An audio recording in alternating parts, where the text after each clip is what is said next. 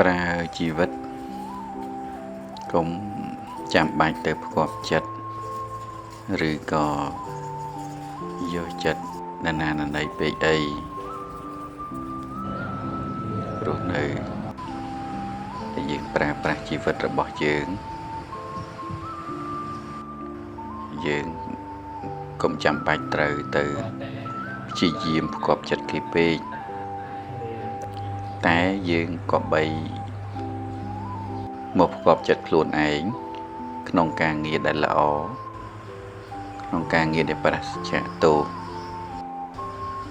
ញាតិមិត្តអ្នកដទៃដែលយល់ចិត្តជាមិត្តអាស្រ័យនឹងយើងបានន័យថា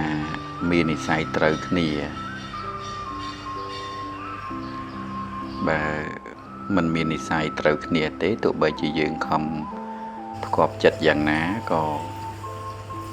មិនអាចយកចិត្តគេបានដែរការផ្គាប់ចិត្តអ្នកណាឬក៏ព្យាយាមយកចិត្តនរណា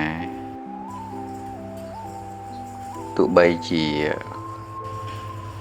ផ្គាប់ចិត្តត្រូវម្ដងមកកាលក៏មិនចប់បញ្ហាដែរ